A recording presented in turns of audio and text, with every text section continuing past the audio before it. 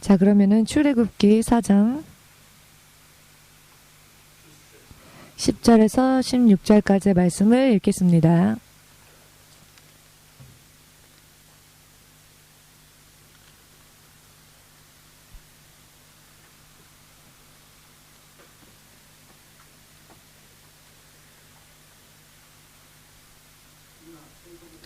여러분 모두 성경 가지고 계십니까? 성경을 가지고 계신 분은 여러분들의 성경을 통해서 읽으시기 바랍니다. 이렇게 화면을 비치는 것은 성경을 가지고 오지 않으신 분을 위해서입니다. 어린아이와 같이 성경을 잊어버리고 오신 분들을 위해서 이렇게 화면을 비치는 것이니까요. 어른과 같이 장성한 믿음을 가진 분들은 자기의 성경을 가지고 오셔야겠지요. 아멘 되십니까? 어쩌다가 오늘 안 가져온 사람은 참 곤란하시겠죠? 모두 다 가지고 오셨습니까? 좋습니다. 소리내어 읽겠습니다. 모세가 여호와께 고하되 주여 나는 본래 말에 능치 못한 자라. 주께서 주의 종에게 명하신 후에도 그러하니 나는 입이 뻣뻣하고 혀가 둔한 자니이다. 여호와께서 그에게 이르시되 누가 사람의 입을 지었느뇨 누가 벙어리나 귀머거리나 눈 밝은 자나 소경이 되게 하였느뇨 나 여호와가 아니뇨.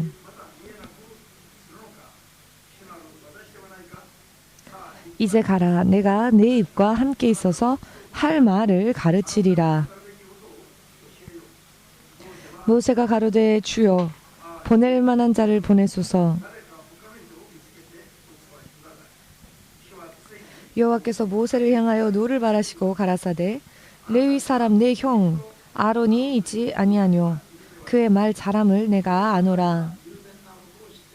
그가 너를 만나러 나오나니 그가 너를 볼 때에 마음에 기뻐할 것이라. 너는 그에게 말하고 그 입에 말을 주라. 내가 내 입과 그의 입에 함께 있어서 너의 행할 일을 가르치리라. 그가 너를 대신하여 백성에게 말할 것이니 그는 내 입을 대신할 것이요 너는 그에게 하나님같이 되리라. 아멘. 기도하겠습니다. 만군의 주 되신 하나님, 오늘 주의 통치하심 가운데에서 이와 같이 주께서 택하신 자에게 권사로서의 직분을 임직하기 위한 예배, 이 예배를 허락하여 주심을 진심으로 감사드리며 주님의 통치하심이 우리들 가운데에서 언제나 바르고 또 바르게 이루어져서 우리 한 사람 한 사람이 주님의 역사하심을 그리고 주의 통치 계획, 그 법칙을 우리가 눈으로 보고 또 확인하고 확신에 차서 더욱더 주님께 뜨겁게 바르게 순종해 나아갈 수 있도록 도와주시옵소서. 직분을 새롭게 받은 자뿐만 아니라 모든 자들이 주님 앞에서 제각기 받은 직분이 있사오니 제각기 자신이 받은 직분을 어떤 이는 1달란트, 어떤 이는 2달란트, 어떤 이는 5달란트, 5달란트 받은 대로 충성되이 일할 수 있도록 주의 성령의 능력을 부어주시사 도와주시옵소서. 주님 앞에 모두가 면류관을 받을 수 있는 믿음 생활을 계속적으로 해 나아갈 수 있도록 축복하여 주시옵소서. 오늘의 예배를 통하여서 오늘 또 주께서 우리에게 하시고자 하시는 말씀을 주의 종의 입술에 허락하시사 이 자리에 한 사람 한 사람이 모두 주의 종의 입술을 통하여서 하나님의 음성을 들을 수 있도록 역사하여 주시옵소서. 예수 그리스도의 이름으로 기도드리옵나이다. 아멘. 할렐루야. 먼저 하나님께 감사의 박수로 영광을 돌리고 예배를 드리고자 합니다.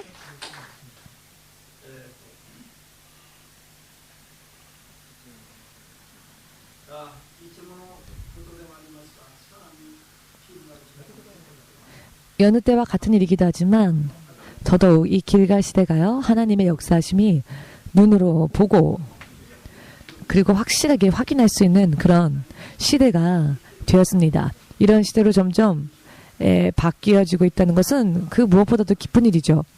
언제일까? 과연 언제일까? 진실로 소망은 있었으나 언제가 될까? 언제가 될까? 우리가 계속 기다리고 있었던 그때가, 그 시대가 드디어 시작되었다. 이것을 우리가 최근에 더 느끼게 되지 않았습니까? 그렇기 때문에 언제나 여러분들에게 말씀드리는 것처럼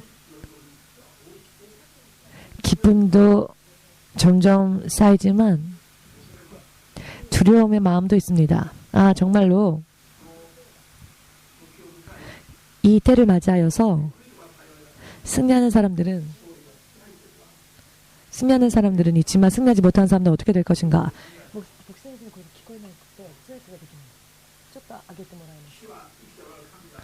주님은 살아 역사 계시는 하나님이시며 그 이름은 예수님이라는 것을 믿으시는 분은 마음을 활짝 여시고 아멘을 주님 앞에 돌리시기 바랍니다. 주의 통치하심이 여러분들의 눈에 보이십니까? 여러분들 눈에 보이지 않는다면 눈으로 볼 수 있도록 노력을 하시기 바랍니다. 오늘 두 사람의 권사 임명에 지금 임했습니다만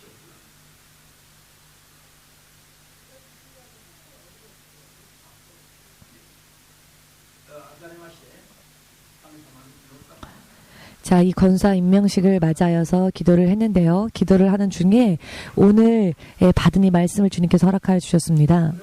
이것을 오늘은 깊이 음미하는 시간이 되었으면 합니다. 모세에게 나타나신 그리고 직분을 명령하신 하나님. 하나님께서 모세를 부르셨을 때에 모세의 반응, 하나님을 향해 보였던 모세의 반응을 지금 여러분들이 읽으셨지요? 여러분, 모세가 어떤 반응을 보였습니까? 저는 입이 뻣뻣한 자입니다. 저는 입이 무거운 자입니다. 저는 혀가 뻣뻣한 자입니다. 저는 본디 말을 잘하는 사람이 아닙니다. 저는 말을 잘하지 못하는 사람입니다. 저는 말을 잘 못하는 사람입니다. 누군가를 설득할 수 있는 혹은 납득해 할 수 있는 말을 할 수 있는 사람이 못 됩니다. 이런 이야기를 하고 있는 것이죠.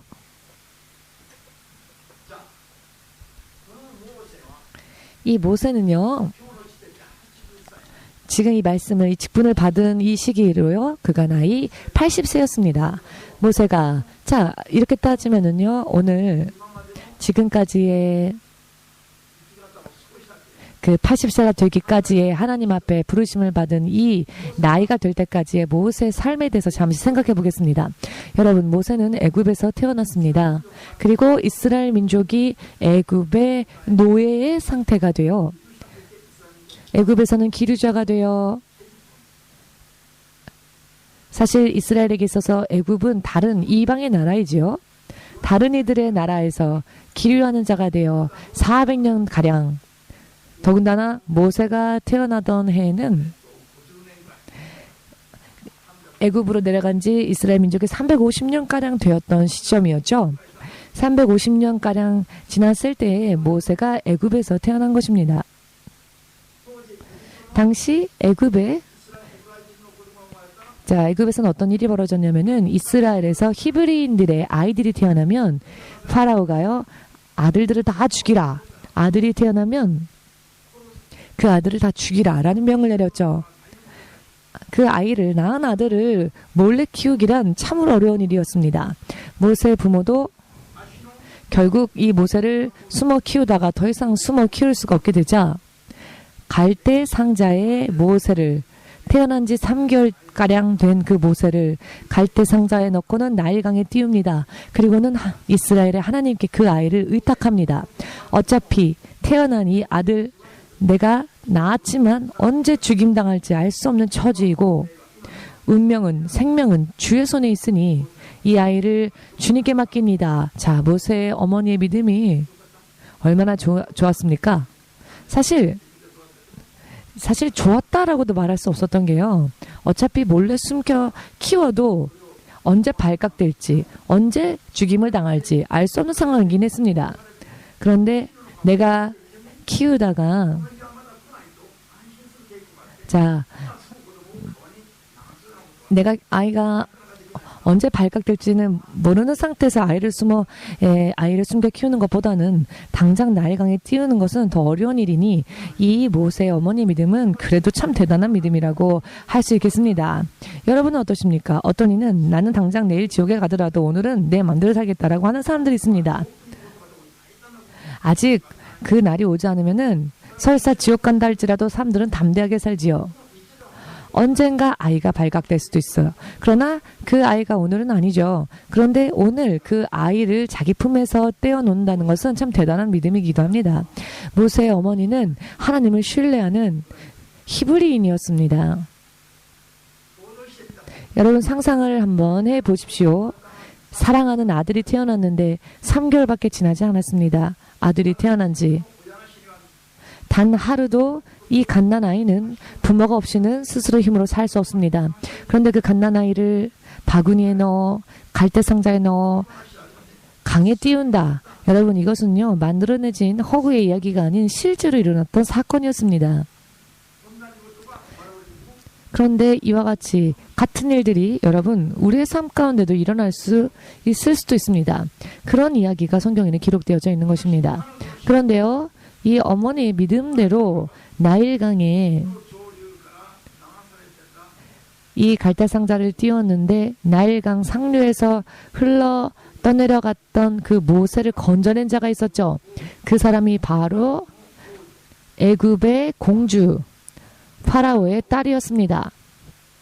그런데 그때 때마침 파라오의 딸이 목욕을 왔는지 물장난을 왔는지 해수욕을 왔는지 혹은 세탁을 하러 왔는지는 모르겠지만 공주가 직접 세탁을 하는 일은 없겠죠? 아마도 더우니까 물장난을 수영을 하러 온 것은 아니었을까요? 때마침 그때 바로 모세를 발견합니다. 일본의 옛날 이야기에도 나오죠. 강 상류에서 복숭아가 떠내려왔는데 그 복숭아를 켜보니 아이가 태어났다. 이런 옛날 동화가 있지 않습니까? 일본에. 그런데 정말로 그 요르단강에서 모세가 떠내려갔고 갈대상자를 건져보니 아이가 있었죠. 이 공주가 그 아이를 자신의 양아들로 삼습니다. 이리하여 이 모세는 애굽의 왕자의 신분으로 자라나게 됩니다. 그가 40세가 되기까지 그는 애굽은 사실 그 당시에 세계 최강의 나라였고 세계 최강의 무술이 있었던 나라였는데요.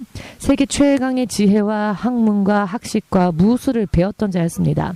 만일 그대로 그가 궁전에서 자랐더라면 어쩌면 그는 애굽의 왕이 되었을 수도 있을 것입니다. 그런데 그가 40세가 되었을 때 자신의 뿌리를 알고 있었죠.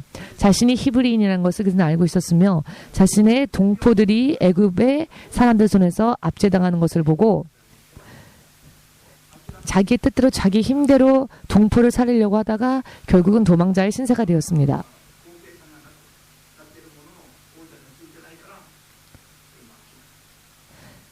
결국 그는 궁전에서의 모든 그 신분을 다 포기한 것이죠. 그는 왕궁을 떠났습니다. 히브리인들 사이에서 그가 있었을 때 히브리인들끼리 싸움이 났습니다. 그랬더니 이 싸움이 멈추지를 않으니까 이 싸움을 멈추려고 했을 때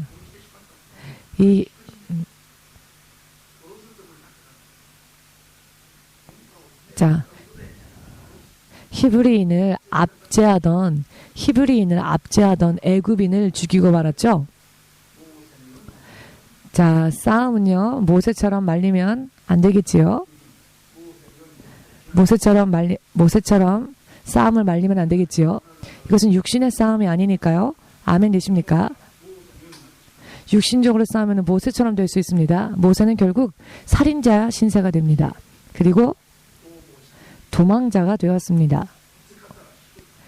그는 발견되면 죽을 수 있었습니다. 그래서 그는 도망갈 수밖에 없었죠. 그가 도망갔던 곳이 미디안의 광야였습니다. 미디안의 광야로 그가 도망쳤을 때 그 미디안에서 만난 사람이 있었죠. 그 사람은 바로 미디안 지역의 장로, 제사장이기도 했던 사람이었습니다. 그 사람의 이름이 무엇입니까? 후에 모세의 장인이 되는 사람이지요. 그는 또 동시에 목자이기도 했습니다. 양을 치는 자이기도 했습니다. 그는 그 장인 밑에서 양을 치면서 그 장인과 함께 살게 되었는데요. 자, 이 장인에게 딸이 있어서 그 딸과 결혼을 한 것이지요.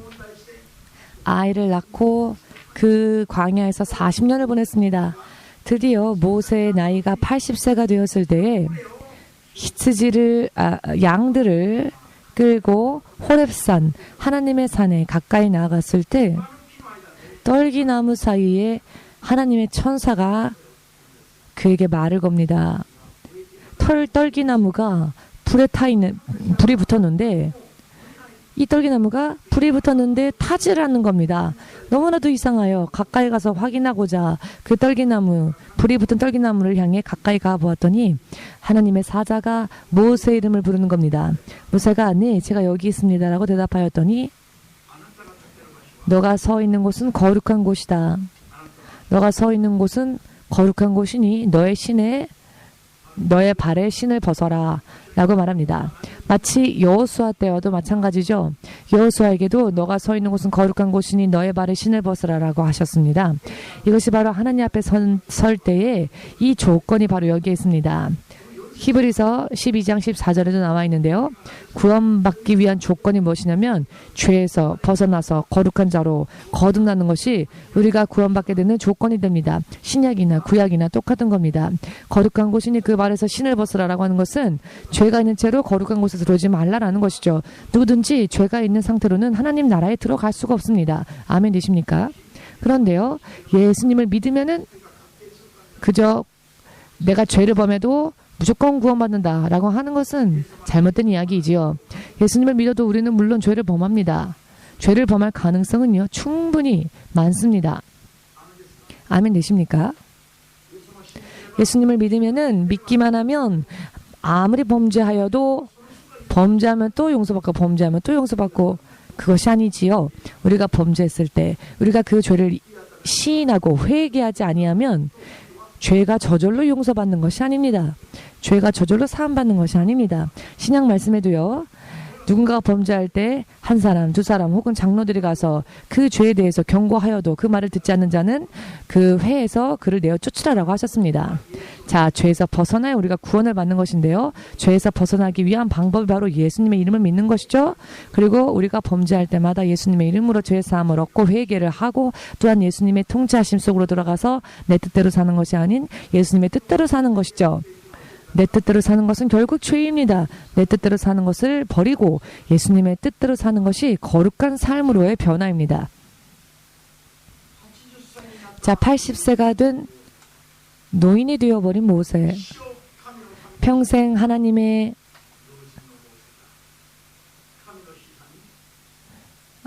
평생 80세가 될 때까지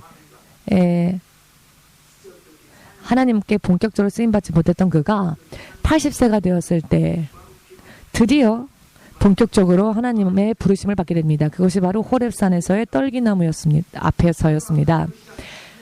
그는 하나님의 사자를 처음 만났고 그런데요. 사실 이런 현실 가운데서 하나님의 사자를 만나기 전에도 그는 나면서부터 히브리인이었고 나면서부터 택함받은 백성이었습니다. 그렇지만 그 발에 신을 벗지 않으면 거룩한 곳에 설 수 없다라고 직접적으로 80세가 되었을 때 주의 사자로부터 그 말씀을 듣습니다. 즉 선민이 되었다 할지라도 죄가 남아있으면 안 된다는 것입니다. 죄에서 벗어나야 한다는 것입니다.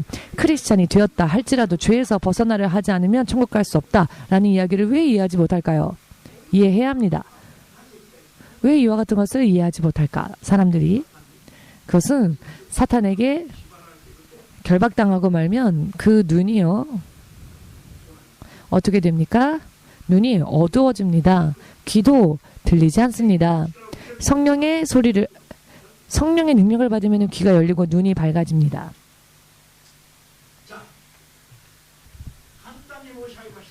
자, 간단하게 말씀드려서 모세는 이렇게 태어나면서부터 이런 과정을 겪어서 오늘 하나님 앞에 서게 되었습니다. 오늘 하나님께서 내가 너를 애굽에 있는 내 백성에게 보내겠다.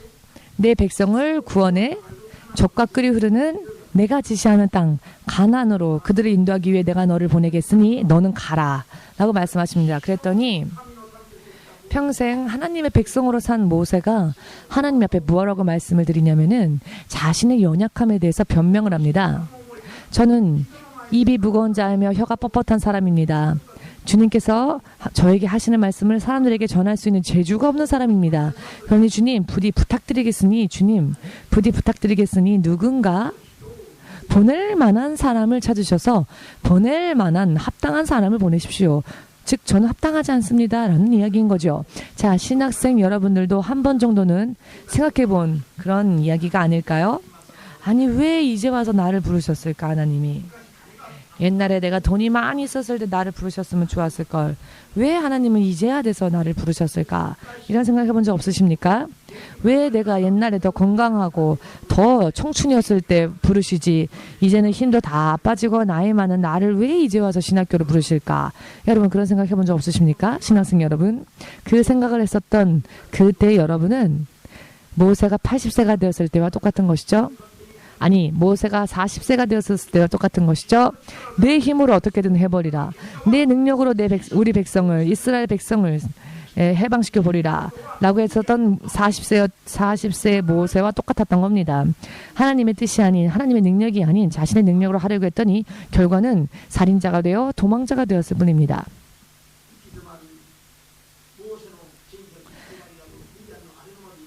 자, 모세의 인생에 있어서 가장 밑바닥은 미디안의 광야에서의 세상이었죠. 그가 80세가 되었을 때 그는 이미 늙어버렸습니다. 그런데 하나님은요. 우리가 자기의 모든 힘을 잃어버리고 하나님 앞에 흐물흐물대질 때까지 하나님을 기다리십니다. 왜냐하면은 그렇게 되지 않고는 하나님께서 무슨 말씀하시기 전에 자기가 어떻게든 무언가를 해보려고 하는 경향이 우리 사람들에게는 있기 때문입니다. 하나님께서 보실 때에는 말도 능력도 하나님 안에 있습니다. 그 하나님의 말과 하나님의 능력을 하나님이 사람의 입술에 두실 뿐입니다. 하나님이 그 말을 사람의 입술에 두시고 하나님이 당신의 능력을 그 사람에게 주실 때 그 사람이 무언가를 할 수 있는 것입니다. 이 입술은 누가 만드셨습니까? 하나님께서 만드셨습니다. 하나님께서 지으신 이 입술에 하나님의 말씀을 두시는 분도 바로 하나님이십니다. 오늘 우리가 성경을 통해 확실하게 읽지 않았습니까? 이와 같은 원리를 잘 깨닫고 하나님을 의지하는 자가 되지는 않고는 내가 말을 잘하는 내 지혜로 말을 잘하는 내 달변의 능력으로 무언가를 해보겠다라고 하는 사람과는 하나님께서 함께 동행하실 수 없다는 것입니다. 내가 라고 하는 것이 다 빠져나갈 때까지 하나님께서는 기다리실 수밖에 없다는 것입니다. 그렇기 때문에 하나님은 모세가 노인이 될 때까지 기다리셨습니다. 노인이 돼서 저는 아무것도 못합니다 라고 고백을 하죠. 그랬더니 하나님께서 보실 때 가장 좋은 때였습니다. 모세는 나는 너무 늙었다라고 했지만 하나님께서 보셨을 때에는 모세를 쓰시기에 가장 합당한 때였던 것입니다. 나는 아무것도 못합니다. 나는 연약합니다. 라고 고백했던 모세. 그 모세의 상태야말로 하나님께서 사용하시기에 가장 좋은 그릇의 상태였던 것입니다. 믿으시면 아멘으로 주님 앞에 영광 돌리시기 바랍니다. 하나님께서 자, 여러분들의 믿음 생활을 통해 하나님이 드러나지 않는다면 그 삶은 아무런 의미가 없습니다. 또한 그런 사람은 하나님께서 사용하실 수 없는 그릇입니다. 하나님께서 사용하시고자 하는 그릇은 자기 스스로를 부순 자입니다. 자기 스스로를 내려둔 자입니다. 자기를 버려두고 하나님을 드러내려고 하는 사람입니다. 아멘 되십니까? 오늘 모세, 자 오늘 설교의 제목이기도 하며 테마이기도 하며 자 또한 여호와의 사자가 모세에게 말했을 때 모세가 한 말, 주여 부디 다른 사람을 보낼 만한 사람을 보내십시오. 아멘 되십니까? 저는 하나님의 직분을 감당할 만한 힘이 없습니다. 저는 합당치 않습니다. 왜냐하면 저는 아무것도 할 수 없는 자이기 때문입니다. 저는 입이 둔한 자입니다. 저는 혀가 뻣뻣한 자입니다. 이와 같은 고백이 사실은 하나님께서 가장 사용하시기에 합당한 그릇이 되어 있는 상태라는 것입니다. 믿으십니까? 자, 그렇다면은 하나님 앞에서 승리하는 사람은 무언가를 할 수 있는 사람이 아닌 아무것도 할 수 없는 사람인 것입니다. 나는 할 수 있다. 그런 생각이 없는 사람. 나는 아무것도 할 수 없다. 하나님께서가 아니시고는 아무것도 할 수 없다. 라는 사람이야말로 하나님께서 사용하시기에 합당한 사람이라는 것입니다. 그렇기 때문에 하나님께 연합된 자는 설령 그가 고자랄지라도 나는 더 이상 고자라고 말하지 말라. 너는 더 이상 고자라고 말하지 말라. 라는 말씀이 있습니다. 자, 고자. 마른 사람, 씨가 말라버린 사람, 고자는요, 아이를 낳을 수가 없는 사람입니다. 생명을 생산할 수가 없지요. 그러나 그렇다 할지라도 그렇게 생각하지 말라고 하나님께서 말씀하십니다. 하나님 앞에 연합되어져 승리할 수 있는 가장 최상의 상태는 나는 고자와 같이 아무것도 할 수 없다. 나에게는 소망이 없다. 라고 하는 것을 깨달아야 한다는 것이죠. 아멘 되십니까? 그와 같은 사람에게 하나님께서 하나에서 10가지 하나님께서 사용하시기 위해 그에게 필요한 능력을 허락하십니다. 그러나 나에게는 이것이 있다. 나는 무언가를 할 수 있다. 라고 생각할 때에는 하나님께서 그 사람과 함께 하실 수가 없습니다. 왜냐하면은 하나님께서 역사하셨을 때 그 사람은 오히려 나에게 이런 재능이 있기 때문에 나의 재능으로 이것을 이루었다 라고 할 것이기 때문입니다. 자, 오늘 권사로 임명받게 될 두 분의 동일한 부분이 있는데요. 그 부분이 오늘 성경의 말씀에도 나와 있는 부분이기도 합니다.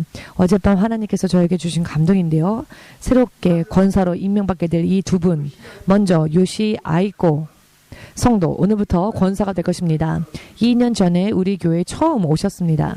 그때 목사님께서 성령으로부터 받은 감동으로 신학교에 입학할 것을 한번 하나님께 진지하게 기도해 보아라라고 권면을 한 적이 있었습니다. 그랬더니 요시아이코상이 말씀하시길, 아니 제가 지금 이 나이에, 제가 이제 60대 중반인데 제가 지금 이 나이에 신학교를 입학한단 말입니까? 제가 무엇을 할 수 있겠습니까? 라는 말을 하셨지요. 사실 세상에서는 은퇴할 그와 같은 연령대이기도 하죠. 그런데 이제 신학교 입학하여 제가 무엇을 할 수 있겠습니까? 라고.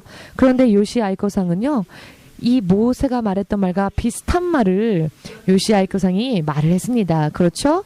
신목사님이 들었으니까 그런 말 한 적 없다라고 말할 수 없죠. 내가 60대 중반인데, 자, 어떤 이는 60대가 되면 목회를 하던 사람도 목회를 그만두는 사람들이 많은데, 은퇴하는 분들이 많은데, 제가 이제야 지금에 와서 이제야 신학교를 입학하여 무엇을 할 수 있겠습니까? 라고. 그러나 기도해 보십시오 라고 권면을 했습니다. 왜냐하면 저는 하나님으로부터 받은 감동이 있었기 때문에. 본인이 직접 하나님께 여쭈어보고 이것이 정말 하나님의 뜻인지, 하나님의 뜻이라면 순종할 수 있도록, 하나님의 뜻이 아니라면 그만두도록 기도를 해보라고 권면했더니 요시 아이코상이 기도를 했습니다.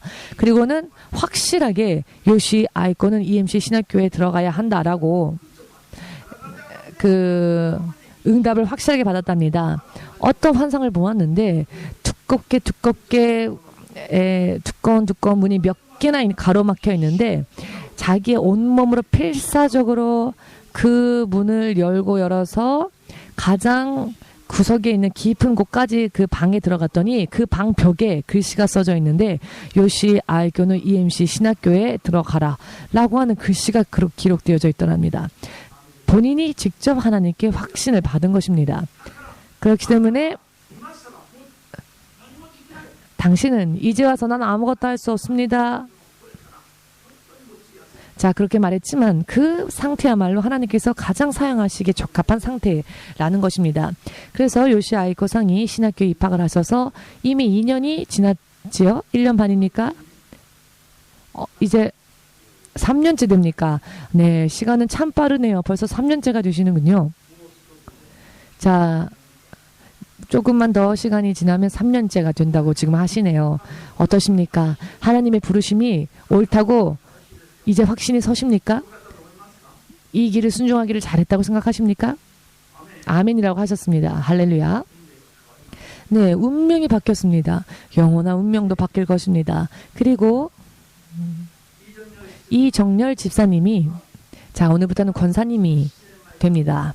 17년 전부터 우리 교회를 오셨습니다. 17년 전부터 지바에서부터 거의 매주 빠지지 않고 주일 예배를 출석하셨습니다. 변함없이 계속 막 때로는 핍박하는 남편을 예배로 끌고 와서 많은 사람들이 말했습니다. 아니 지바에도 교회는 많이 있는데 왜 동경까지 예배를 드리러 가느냐.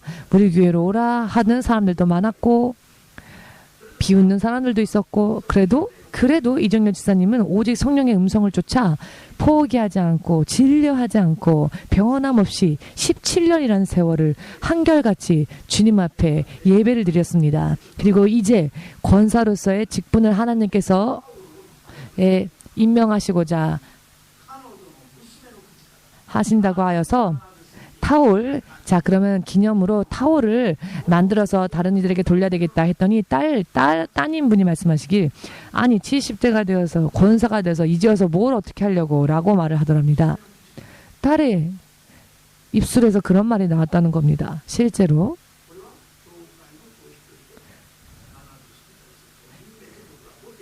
자, 왜냐하면 상식적으로는 70대가 되면 교회에서도 갖고 있던 직분도 내려놓는데 70대가 되어서 무슨 권사가 되느냐라는 말 하더랍니다.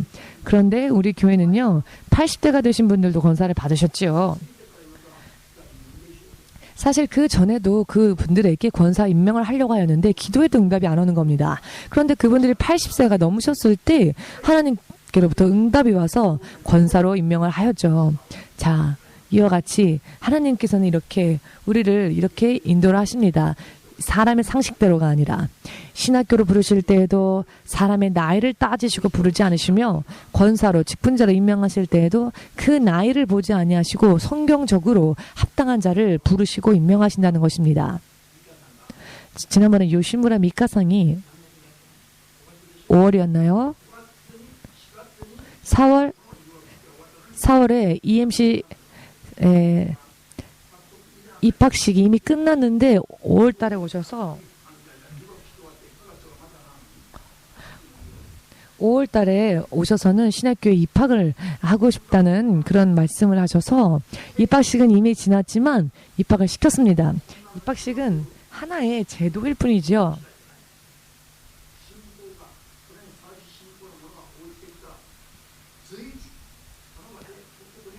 때와 시기와 관계없이 합당한 자에게 하나님께서 보내시는 겁니다. 지난번에 또 삿포로에서 어떤 분이 신학교 입학을 지망한다고 또 연락이 오셨습니다. 그래서 두 번째 입학식은 끝났지만 벌써 그래서 저희 입학 지원서에는요.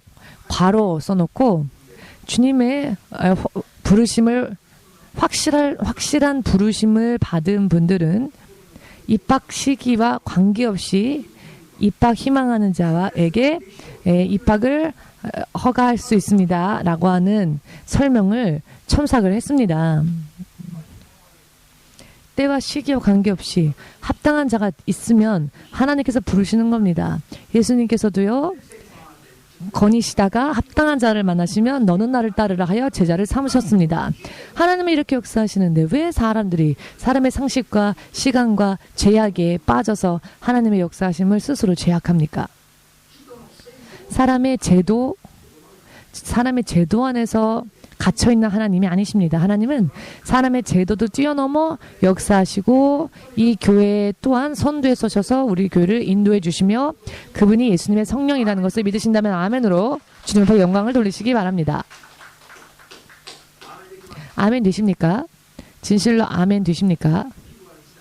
그렇기 때문에 길갈 시대에 들어가면 이제 그와 같은 것들에 부수적인 것들에 얽매일 시간이 없습니다. 정말로 입술의 말뿐만이 아니라 성경으로 돌아가야 합니다. 성령의 음성을 잘 분별하고 성령의 음성대로 가기 위해서 최선을 다해야 합니다.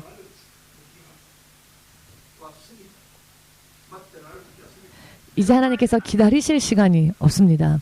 왜냐하면은 이제 무슨 일이 벌어질지 알 수 없습니다. 그렇기 때문에 금세 어떠한 일이 있으면 즉시 따를 수 있는 언제 어디서든지 응답하며 따를 수 있는 또 떨어지는 일이 없도록 이와 같이 영적으로 깨어 있어야 합니다. 그렇게 되시기를 예수님의 이름으로 축복합니다. 아멘 되십니까?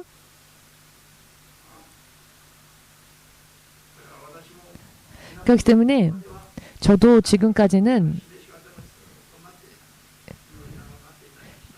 여러분들에게 어떠한 권면의 말을 할 때에도 계속 기도하고 인내하고 기다리고 그 후에 말하기도 했지만, 지금은 시간이 없기 때문에 기다리다가 떠내려가는 사람들이 있기 때문에, 이제 그때 하나님께서 보여주셨을 때, 하나님께서 말씀해 주셨는데 묵묵히 있다 보면은 깨닫지 못한 사람들은 떨어질 수도 있기 때문에, 저는 이제 하나님이 저에게 말씀해 주실 때 즉시 말씀을 여러분들에게 권면을 하려고 합니다. 여러분들 가운데서도 무언가 하나님으로부터 받은 것이 있다거나 응답이 왔다거나 권면이 있다거나 하면은 즉시 말씀을 하시고 상담을 하십시오. 지금까지처럼 앞으로도 괜찮겠지라고 해서는 안 됩니다. 더욱더 시대가 급변하고 있고 영적인 시간도 빨리 흘러가고 있습니다. 여태까지는 여유로이 되었다 할지라도 이제는 금세 떠내려갈 수도 있고 금세 떨어질 수도 있습니다. 이렇게 점점 영적으로 급변하고 있습니다. 이와 같은 것을 영분별하시길 예수님의 이름으로 축복합니다. 아멘 되십니까? 오늘 두 분이 직분을 받게 되는데요. 이것을 계기로 여러분들도 함께 생각을 해보셨으면 합니다. 주님의 명령이라면 나를 버리고 내 생각을 버리고 즉시 따르자. 나는 이런데요, 나는 저런데요 라고 내 스스로를 판단하지 마시고, 그렇게 되면 떠내려갑니다. 그렇죠? 아멘 되십니까? 아멘 하시니 너무나 감사합니다.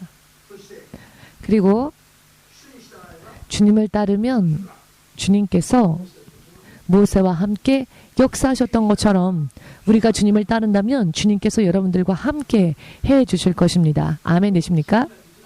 나는 할 수 없는데 주님으로 인해 할 수 있게 될 것입니다. 아멘 되십니까?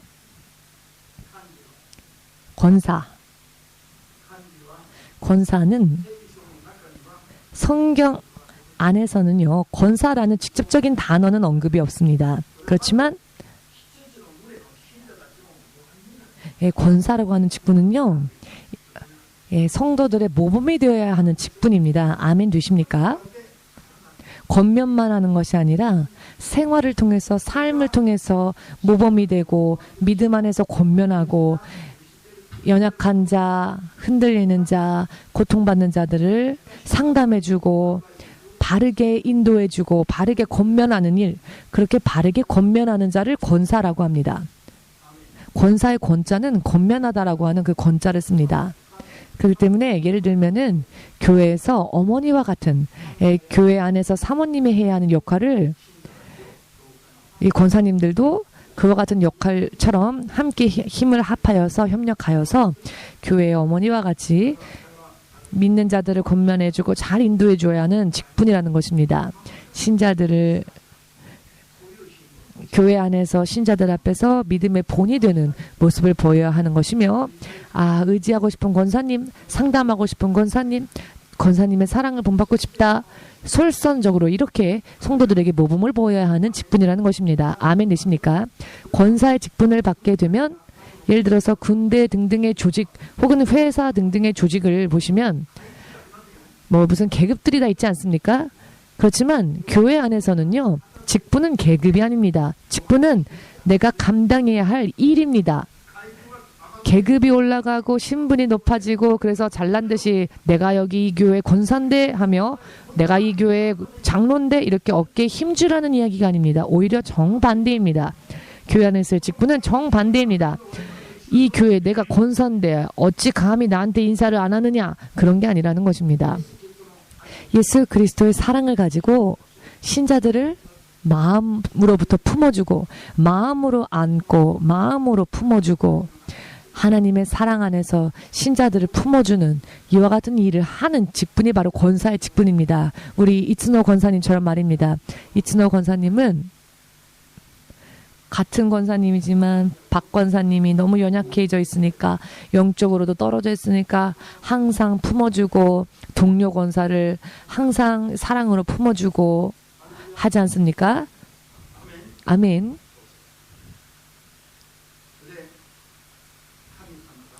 그리고 하나님께서 교회를 통하여서 양들의 무리를 이끌어갈 때에 이와 같은 직분을 솔선하여 살 수 있도록 기도하고 노력을 해주셨으면 합니다.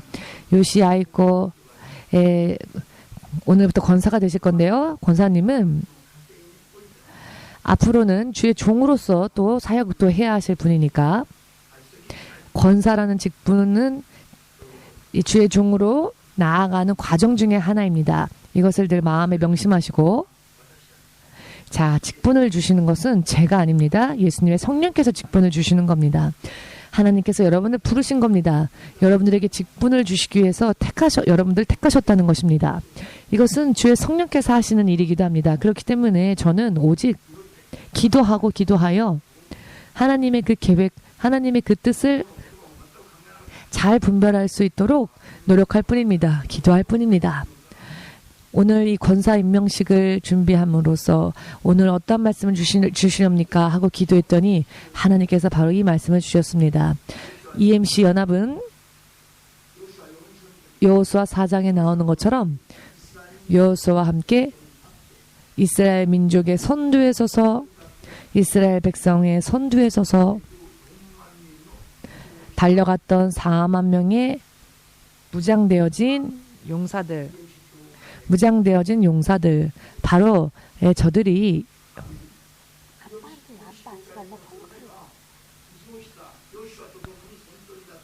자, 지금 우리는 EMC 연합에는요, 여러분, 이 여호수아와 함께 이스라엘 백성 앞에 선두에서 4만 명의 용사들이 앞장서서 선두에 서서 달리지 않았습니까? 그와 같이 우리 교회는 하나님 앞에 부름받았고 그와 같은 사명이 있습니다. 하나님께서 택하신 자들 속에서도 또 택하셔서 선두에 세우셨다라는 것입니다. 그러한 직분이, 그러한 사명이 우리들에게 있습니다. 그런데 왜 안 기뻐하십니까? 상상할 수가 없는 축복입니다.